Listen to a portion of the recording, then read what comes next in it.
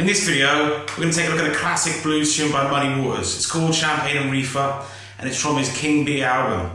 Now this song is loosely based around a blues in A.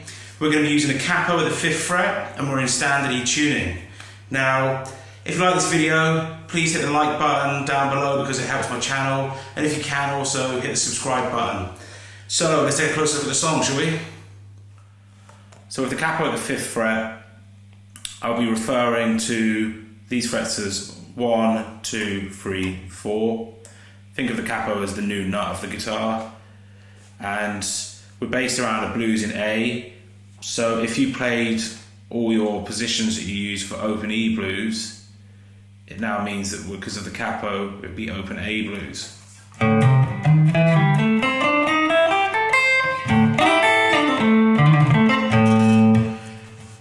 So I'm still going to refer to the strings though as E, A, D, G, B, E, just to try and not overly complicate things. So let's take a look at the first riff, shall we?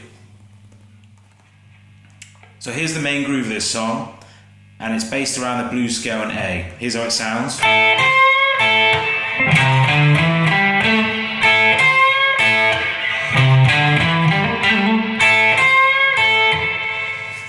So the first part is we play the open E string, and then we fret with our second finger on the 3rd fret, and we just bend that note a little bit, and then we play the open E string again. Now, through this groove, you're going to hear that little lick 3 times before it changes to the next section. And in between the first 2, there's this fill. Okay, so what we hear is... So what we're playing is, on the fill is low E string, fret the 3rd fret, then play the open A string, and then fret the 2nd fret, then play the open D string, and fret the 2nd fret. So what we now have is...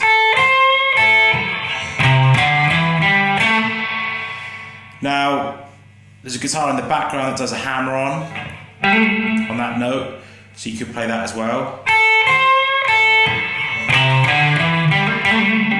Like that. And then occasionally, with this first lick, you could play the 2 highest strings on the 3rd fret. It's a very loose song, they're kind of jamming their way through it. There's little changes throughout, so don't feel too rigid with what you're playing.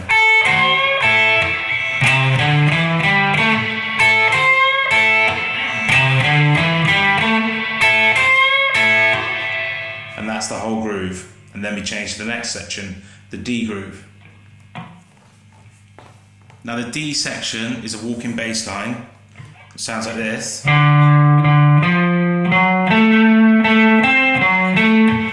And that riff is played twice. So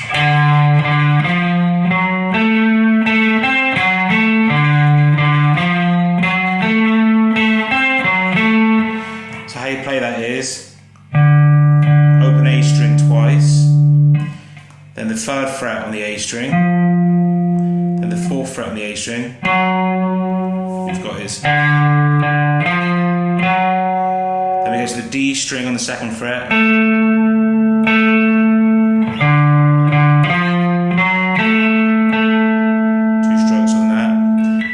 String on the 5th fret,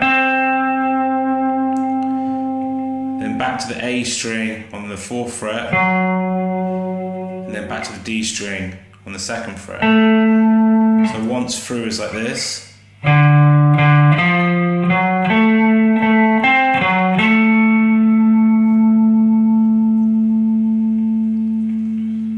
So this is a bit that Muddy sings over, and there's a solo over it halfway through the song. So it's played through twice, like I said.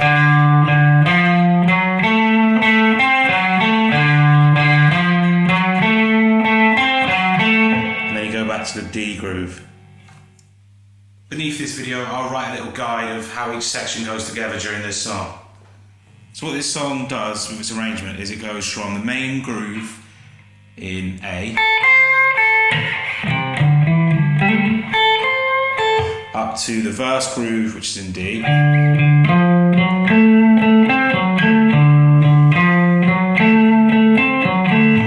We go through those sections twice, and then this E groove appears. So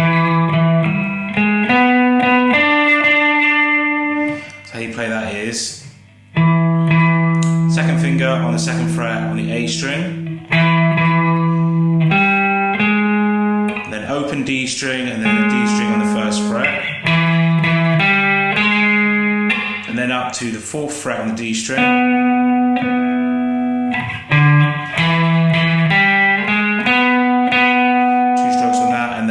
the G string on the second fret.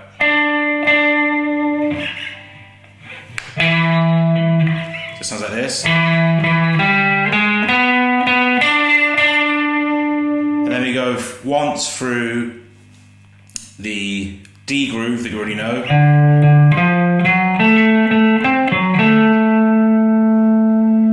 And then back to our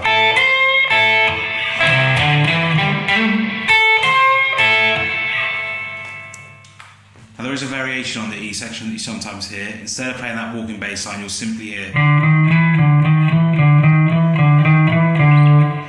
which is just playing the open A string, and then the open A string on the first fret, and on the second fret.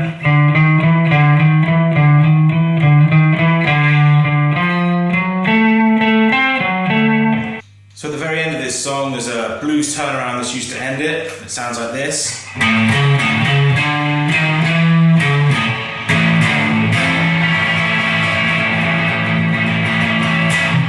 Here's how you play it. Okay, so here's how it looks up close.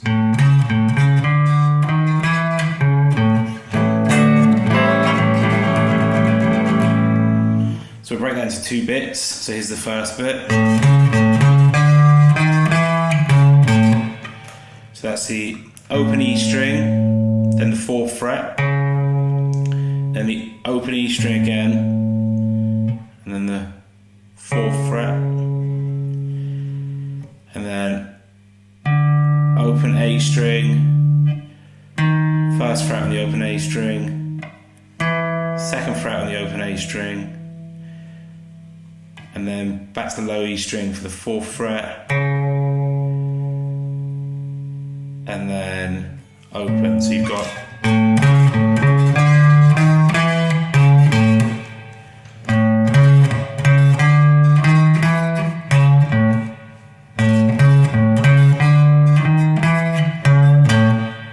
and then the chords you want is be an A7.